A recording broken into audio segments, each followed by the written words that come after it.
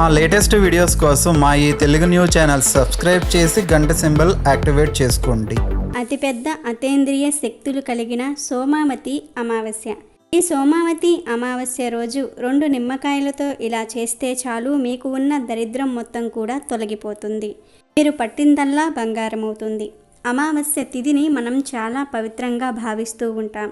అమావాస్య రోజు చేసే పరిహారం కానీ, అమావాస్య రోజు చేసే పనులు చక్కగా ఫలిస్తాయని మన అందరికీ తెలిసిన విషయమే. కానీ రేపు సోమావతి అమావాస్యతో పాటు శని జయంతి కూడా కలిసి వచ్చినటువంటి రోజు. అటువంటి రోజున నిమ్మకాయలతో ఇలా చేస్తే చాలు, మీకు ఉన్న దరిద్ర బాధలు అన్నీ కూడా తొలగిపోతాయి, ఐశ్వర్యం కలుగుతుంది. ఈ సోమావతి అమావాస్య రోజు 2 నిమ్మకాయలతో ఏమి చేయాలో ఈరోజు మనం ఈ వీడియోలో తెలుసుకుందాము. ఈ పరిహారాన్ని చాలా సులభంగా చేసుకోవచ్చు. దీనికోసం రూపాయి కూడా ఖర్చు పెట్టవలసిన అవసరం లేదు. రేపు సోమవారం అమావాస్య అనేది చాలా శక్తివంతమైనది. అమావాస్య అనేది మంచిని చేసుకుని చెడును తీసుకుపోయడానికి ఉపయోగపడుతుంది. అందులోనూ రేపు సోమావతి అమావాస్యతో పాటు శని జయంతి కూడా కలిసి వచ్చినటువంటి రోజున నిమ్మకాయలతో ఈ పరిహారం చేయటం వలన మీరు ఆనందంగా అష్టైశ్వర్యాలతో జీవిస్తారు. ఈ సంవత్సరం సోమావతి అమావాస్య, శని జయంతి ఒకే రోజున రానున్నాయి. సోమావతి అమావాస్య నాడు స్నానం, దాన ధర్మాలు చేయటం చాలా ముఖ్యమైనది. వైశాఖ మాసం అమావాస్య రోజు శని జయంతి నిర్వహిస్తారు. ఇదే రోజు సోమవారం కనుక ఇది సోమావతి అమావాస్య అని అంటున్నారు. ఈ రోజున నదులలో స్నానం చేయటం, దానాలు చేయటం వల్ల పుణ్యఫలం లభిస్తుంది. శనిదేవుడు వైశాఖ అమావాస్య నాడు జన్మించాడు కాబట్టి ప్రతి సంవత్సరం వైశాఖ అమావాస్య నాడు శని జయంతిని జరుపుకుంటూ ఉంటారు. ఈ రోజున శనిదేవునికి ప్రత్యేక పూజలు చేస్తారు. ఈ సంవత్సరం శని జయంతి మే 30 సోమవారం రోజు వచ్చింది. శని జయంతి నాడు సర్వార్థ సిద్ధి యోగం, సుకర్మ యోగం కూడా ఏర్పడుతూ ఉన్నాయి.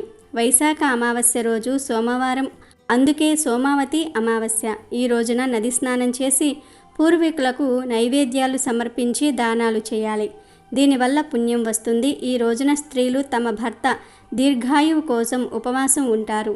ఈ రోజున సంపద, ఆహారము, ఆనందము, వైభవం కోసం చర్యలు తీసుకుంటూ ఉంటారు. శనిదేవుడు అమావాస్య నాడు జన్మించాడు. ఈరోజు శని జయంతి సందర్భంగా మీరు శనిదేవుని అనుగ్రహాన్ని పొందేలాగా కార్యాలను చేసి శనిదేవుణ్ణి ప్రసన్నం చేసుకోవడానికి మీరు శనిని పూజించుకోవాలి. శనిదేవుని అనుగ్రహంతో అన్ని కార్యాలు విజయవంతమవుతాయి, దుఃఖం తొలగిపోతుంది. పూజతో పాటు శని జయంతి నాడు కూడా దానం చేయాలి. వీడియోలోకి వెళ్లే ముందు ఒక చిన్న కథను విందాము. ఒక అడవి అంచున చెన్నప్ప అనే బోయవాడు ఒకడు ఉండేవాడు. రోజు ఏదో ఒకటి వేటాడి తెచ్చుకొని కడుపు నింపుకునేవాడు. అతనికి దగ్గరి బంధువులు అంటూ పెద్దగా ఎవ్వరూ లేరు. ఒంటరివాడు. ఒకరోజు అతను బిగించిన ఉచ్చులో చక్కని రామచిలుక ఒకటి చిక్కుకున్నది. చాలా అందంగా ముద్దుగా ఉన్నది. అది దొరికిన రోజున ఇంట్లో తినేందుకు వేరే ఏమీ లేవు. కానీ చెన్నప్పకు దాన్ని చంపబుద్ధి కాలేదు. దీన్ని తింటే ఏం కడుపు నిండుతుంది అని దాన్ని ఓ పంజరంలో పడేసి తను ఇన్ని నీళ్లు త్రాగి పడుకున్నాడు. తర్వాతి రోజున చెన్నప్ప నిద్రలేచేసరికి అది పంజరంలోనే తిరుగుతూ చక్కగా పాటలు పాడుతూ ఉన్నది. దానికి దాన్ని చూస్తే భలే ముచ్చట అనిపించింది. సర్లే, నీ టైం బాగుంది అని వాడు దానికి కొన్ని పండ్లు, విత్తనాలు తెచ్చి ఇచ్చి వేటకు వెళ్ళిపోయాడు. ఆ రోజున అతను ఇంటికి వచ్చేసరికి చిలుక ఇంత లేట్ అయ్యింది ఏమిటి అని అడిగింది. అతను దానికేసి వింతగా చూశాడు. రోజులు గడుస్తున్న కొద్దీ అతనికి చిలుకతోటి అనుబంధం పెరిగింది. దాన్ని రెక్కలకు బంధం వేసి తనతో పాటు వేటకు కూడా తీసుకుని వెళ్తూ ఉన్నాడు చెన్నప్ప. దానికి ఏ లోటు లేకుండా చూసుకుంటూ ఉన్నాడు. ఒక రోజున అతను చిలుకను వెంటబెట్టుకొని అలా వేటకు వెళ్ళాడు. ఆ రోజున ఏ జంతువు దొరకలేదు. ఎండ బాగా ఉంది కూడా. మధ్యాహ్నం అయ్యేసరికి చెన్నప్ప బాగా అలసిపోయాడు. వేటను ఆపి ఒక చెట్టు కింద విశ్రాంతిగా పడుకున్నాడు. అతన్ని అలా చూసేసరికి రామచిలుకకు జాలి అనిపించింది. దగ్గరలో అంతటా వెతికి ఓ పండ్ల చెట్టు మీదికి అతి ప్రయత్నం మీద ఎగిరింది. కొన్ని పండ్లను తను తిని చెన్నప్ప కోసం కూడా కొన్ని పండ్లు తీసుకుని వచ్చింది. ఇక క్రిందికి దూకుదాం అనుకుంటూ ఉండగా దానికి భయం వేసే దృశ్యం ఒకటి కనిపించింది. చెన్నప్ప పడుకున్న చెట్టు వెనకనే ఒక పెద్ద పొద ఉన్నది. ఆ పొదలోనే ఒక పులి కూర్చుని ఉన్నది. అది ఆశగా చెన్నప్ప వైపే చూస్తూ పెదిమలు నాక్కుంటూ ఉన్నది. దానికి ఆకలిగా ఉన్నదని, ఏదో ఒక క్షణంలో అది చెన్నప్ప మీదికి దూకబోతూ ఉన్నదని చిలుకకు అర్థమైపోయింది. దాని బుద్ధి చురుకుగా పనిచేసింది. చెన్నప్ప పడుకున్న చెట్టుపైనే ఒక తేనె తుట్టె ఉంది.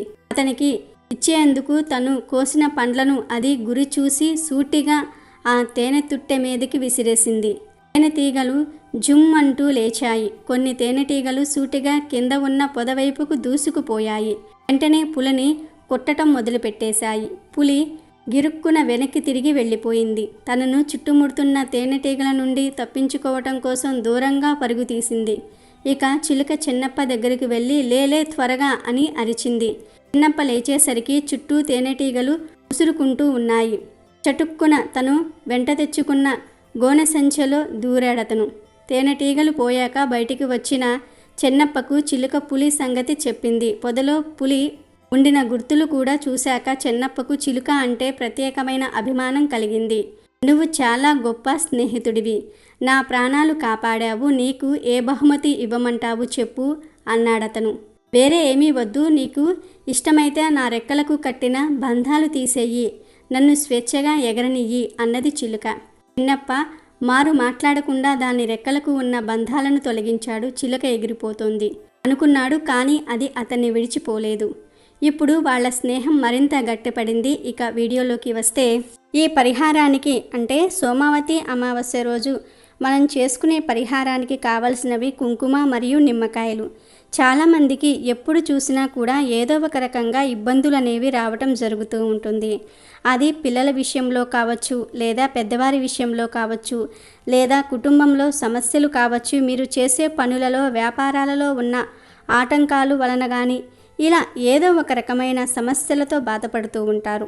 దరిద్ర బాధలు అయి ఉండవచ్చు. అంటే మనం చేసే పనులలో ఏదో ఒక ఆటంకం వస్తూనే ఉంటుంది. మనం ఏదైనా పనిని అనుకుంటాము, కానీ ఎన్ని నెలలు గడిచినా ఆ పని మాత్రం పూర్తి కాదు. అది నెలలు తరబడి అలాగే ఉండిపోతుంది. దీనివలన అనేక సమస్యలు అనేవి వస్తూ ఉంటాయి. అటువంటి వారు సోమావతి అమావాస్య రోజు ఒక నిమ్మకాయకు కుంకుమను పెట్టాలి. మూడవదానికి కాటుకను పెట్టుకోవాలి. అంటే నలుపు రంగు. ఈ నలుపు అనేది చెడు తీసివేయడానికి ఉపయోగపడుతుంది. కుంకుమ అనేది నెగిటివ్ ఎనర్జీని తీసివేయడానికి చాలా అద్భుతంగా పనిచేస్తుంది. ఈ పరిహారాన్ని చేసేటప్పుడు ఎవరితోనూ చెప్పకుండా ఈ పరిహారాన్ని చేసుకోవాలి. సాయంత్రం 7 గంటలు దాటిన తర్వాత చేసుకోవాలి ఈ పరిహారాన్ని. ఇలా చేయటం వలన మంచి ఫలితాలు కలుగుతాయి. 2 నిమ్మకాయలను తీసుకొని చేతిలో పట్టుకొని మీ గదులన్నీ కూడా తిరగాలి. అయితే మీ ఇంట్లో ఎన్ని గదులైతే ఉంటాయో అన్ని గదుల్లో కూడా మూలమూలలా తిరిగి ఈ నిమ్మకాయలను చూపించాలి. ఆ తర్వాత కుంకుమలో చిటికెడు నీళ్లను కలిపి ఆ కలిపిన కుంకుమను నిమ్మకాయకు అద్దాలి.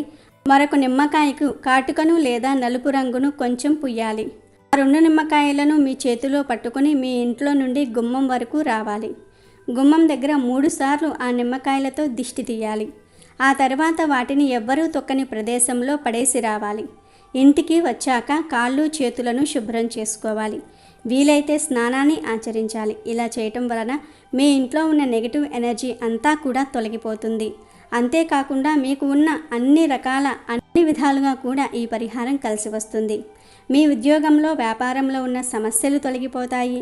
మీకేమన్నా ఇబ్బందులు ఉంటే తొలగిపోతాయి. ఆర్థిక సమస్యలు పోతాయి. దరిద్రమంతా కూడా పోతుంది. పట్టిందల్లా బంగారంగా మారుతుంది. దీనితో మీరు కుటుంబంతో ఆనందంగా అష్టైశ్వర్యాలతో జీవించగలుగుతారు. మీరు కూడా సోమావతి అమావాస్య రోజు ఇప్పుడు మనం చెప్పుకున్న విధంగా 2 నిమ్మకాయలతో ఈ పరిహారాన్ని చేసి మంచి శుభ ఫలితాలను పొందండి. వీడియో నచ్చితే లైక్ చేయండి, షేర్ చేయండి, బట్ సబ్స్క్రైబ్ చేసుకోవడం మర్చిపోవద్దు.